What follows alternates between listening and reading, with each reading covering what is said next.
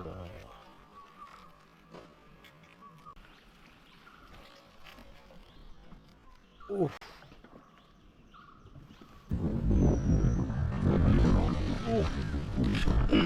എന്താ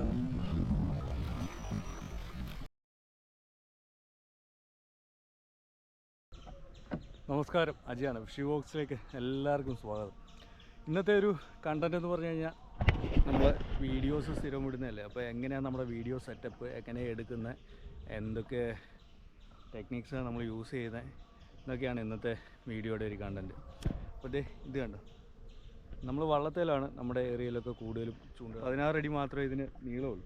പിന്നെ ഇതിലേക്ക് ഞാൻ മേടിച്ചപ്പോൾ 10 രൂപയായി. പിന്നെ ഒരു 15 രൂപയുടെ അഡീഷണൽ വർക്ക് കൂടെ ഒക്കെ ചെയ്തു. ഫുള്ള് ഫൈബർ 2 സെറ്റ് ഫൈബറൊക്കെ പൂശി പെയിൻ്റൊക്കെ അടിച്ച് ബോക്സൊക്കെ പണിഞ്ഞ് കുറച്ച് സീറ്റും അതും ഇതൊക്കെ പണിഞ്ഞ് അത്യാവശ്യം എല്ലാം കൂടി ഒരു 10-26 രൂപയോളം ചിലവായി ഈ വള്ളത്തിന് കയ്യിൽ വന്നപ്പോഴത്തേന്.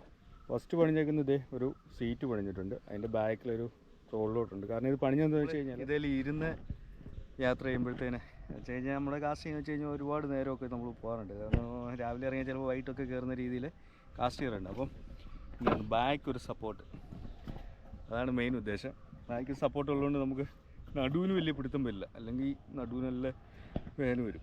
ഇത് നേരത്തെ വെള്ളമാണ്. ഇത് മീനിടാനായിട്ടൊരു ബോക്സാണ്. ഇത് വെള്ളത്തിലേക്ക് കയറുന്ന ഇതിൻ്റെ അടിയിൽ ഒരു വാൽവുണ്ട്. അത് ഓപ്പൺ ചെയ്ത് കഴിഞ്ഞാൽ വെള്ളം കയറും. അത് അടച്ചു കഴിഞ്ഞാൽ വെള്ളം കയറുന്നത്. പിന്നെ വെള്ളം കളയുന്ന കോരി കളയണം. പിന്നെ ബോക്സ് ഉള്ളത് ഇതാണ്. ഇത് നമ്മൾ ലോക്കൊക്കെ ഫിറ്റ് ചെയ്തേക്കുന്ന ഒരു ബോക്സാണ്. ഇതിനകത്ത് ലോക്കുണ്ട്. അത്യാവശ്യം നമുക്ക് സാധനങ്ങളൊക്കെ, ബാഗും മൊബൈലും എന്തെങ്കിലും കഴിക്കാനുള്ളതൊക്കെ വെച്ചോണ്ടായിരിക്കും പോകുന്നത്. പിന്നെ അത്യാവശ്യം വേണേൽ ചൂണ്ടയൊക്കെ ഇടാം. അത്യാവശ്യം സാധനങ്ങളൊക്കെ കൊള്ളും, നനയത്തുമില്ല. അതാണത്. പിന്നെ ഒരു സീറ്റ്, ഫ്രണ്ടിൽ നിന്ന് കാസ്റ്റ് ചെയ്യാനായിട്ട് സീറ്റുണ്ട്. സീറ്റിലും ഇതുപോലെയാണ്. നമുക്കിതിന്ന് ഇറങ്ങി കാസ്റ്റ് ചെയ്യാം, ഒരു കുഴപ്പമില്ലാതെ. പക്ഷേ അത്യാവശ്യം ബാലൻസ് ഉള്ളവരെ ആണെങ്കിലേ പറ്റത്തുള്ളൂ.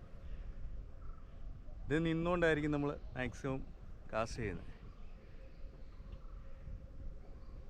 വള്ളം കിടന്ന് തിരിഞ്ഞാൽ നമ്മളിതേ അങ്ങ് തിരിയത്തേ ഉള്ളൂ കാസ്റ്റിങ്ങിൽ. അതുകൊണ്ട് വള്ളത്തിൽ ഇത് ശരിക്കും ഈ ചെറിയ വെള്ളം എടുക്കാൻ കാര്യം വേറൊന്നുമല്ല. ഒറ്റയ്ക്ക് കാസ്റ്റ് ചെയ്യാൻ പോകുമ്പോഴത്തേനെ തുഴയാനൊന്ന് സൗകര്യം എളുപ്പമാണ്. പിന്നെ എന്തായാലും കാട്ടിലൊക്കെ എന്തായാലും ഉടക്കും. അപ്പോൾ ചെറിയ വെള്ളമാണെങ്കിൽ നമുക്ക് കയറിപ്പോയി എടുക്കാനൊക്കെ സൗകര്യമാണ്. കാറ്റ് ഇത് കണ്ട് വെള്ളത്തിൽ നിന്ന് വലിയ പൊക്കമില്ല സൈഡ്, അതുകൊണ്ട് കാറ്റ് പിടുത്തം കുറവാണ്. ഈ ഉച്ച കഴിഞ്ഞുള്ള സമയത്തൊക്കെ ഭയങ്കര കാറ്റ് വരുമ്പോഴത്തേന് വെള്ളം നമുക്ക് കൺട്രോൾ ചെയ്യാനൊക്കെ ഇച്ചിരി ബുദ്ധിമുട്ടായിരിക്കും.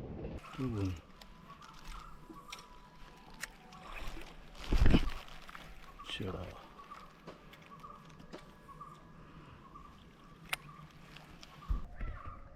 അപ്പോൾ ഇത് വള്ളത്തിൻ്റെ ഇത്രയൊക്കെയാണ്. പിന്നെ ഉപയോഗിക്കുന്ന ക്യാമറ ഹീറോ 8 ആയിരുന്നു നേരത്തെ. ഇപ്പം GoProയുടെ ഹീറോ 9 ആണ്. അത് ചെയ്യുന്നത് ഇത് കണ്ടോ, സ്കൾ ക്യാപ്പിൽ ഈ ഒരു മൗണ്ട് സെറ്റ് ചെയ്തെടുത്തേക്കാണ്.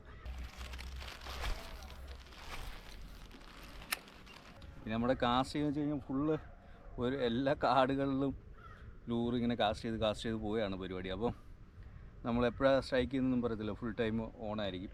അതുകൊണ്ട് GoPro അത്യാവശ്യം ഒരു 3 ബാറ്ററി പിന്നെ ഒരു പവർ ബാങ്കുമായിട്ടാണ് നടപ്പ്. അപ്പോൾ ഈ എല്ലാ സ്ട്രൈക്കാണല്ലോ സ്നേക്കർ ഫിഷിങ്ങിൻ്റെ മെയിൻ. സ്ട്രൈക്ക് കിട്ടാൻ വേണ്ടി അത്യാവശ്യം നല്ല രീതിയിൽ വീഡിയോസ് ഫുള്ള് എടുക്കുന്നത്.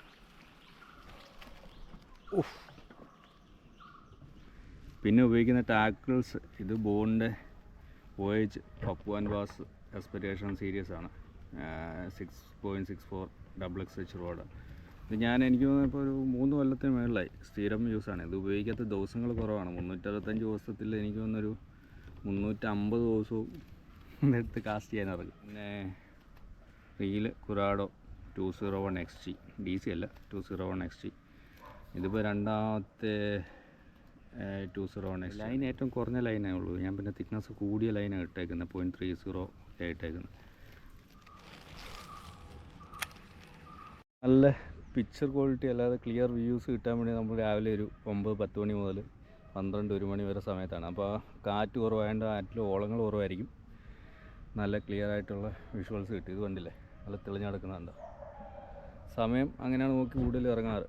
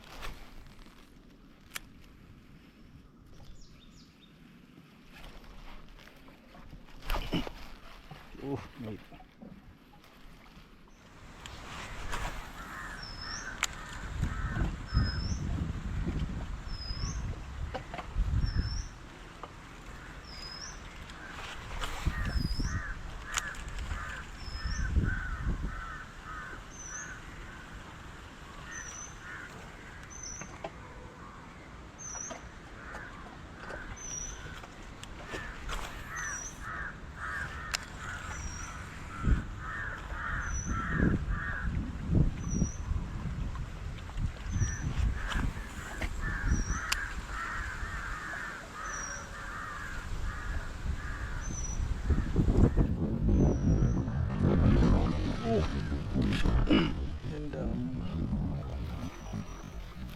ഒരു കൊണ്ടാണല്ലോ.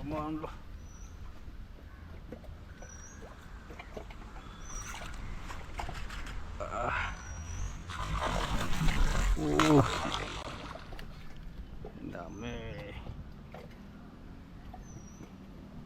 അവനെ വലിയ എടുത്തില്ല. എനിക്കേറെ പൊട്ടിച്ചോണ്ട് പോകുന്നില്ല. അയ്യ,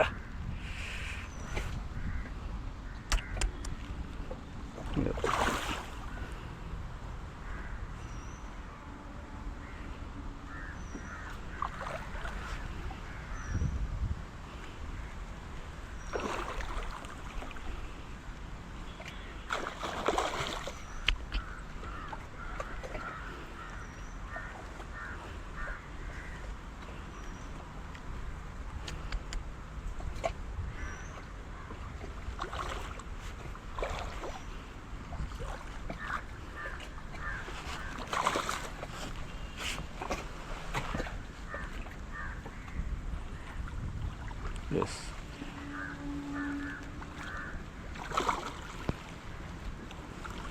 പടുക്കേന്ന് വന്ന് റെഡിയായി.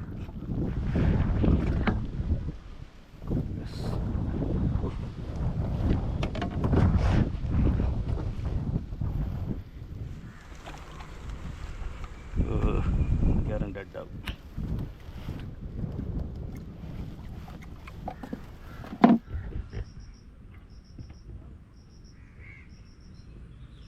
ഇത് പെട്ടെന്ന് തന്നെ അങ്ങ് ചത്തു. നല്ല സൈസുള്ളൊരു വായായിരുന്നുണ്ട്.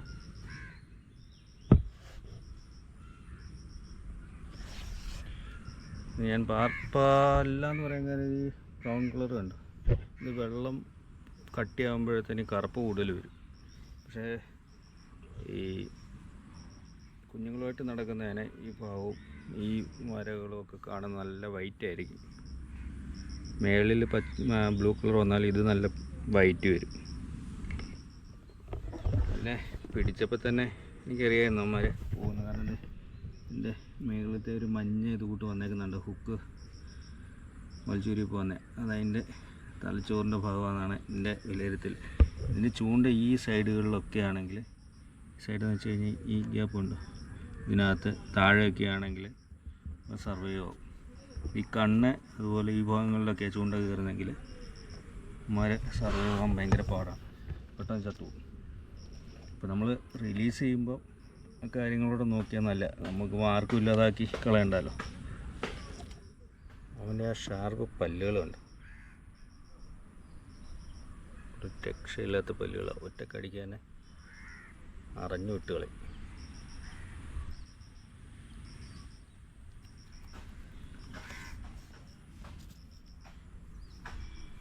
അപ്പോൾ ഇതൊക്കെയാണ് നമ്മുടെ വീഡിയോ എടുപ്പിൻ്റെ ഭാഗങ്ങൾ. പിന്നെ ഇത് എഡിറ്റ് ചെയ്യുന്നത് VN-ലാണ് കൂടുതലും. അടുത്ത ഞാൻ ഇൻഷോട്ട്, ഫിലിമോരോ ഒക്കെ ഉപയോഗിച്ചിരുന്നു. പക്ഷേ ഇപ്പം VN-ലാണ് ചെയ്യുന്നത്. സിമ്പിൾ മൊബൈലിലുള്ള പരിപാടിയാണല്ലേ. നമുക്ക് ഇന്നത്തെ വീഡിയോ അതിൻ്റെ ഇപ്പോഴാണ്. അടുത്തൊരു വീഡിയോ ആയിട്ട് വീണ്ടും കാണാം. ഇവരൊക്കെ എല്ലാവർക്കും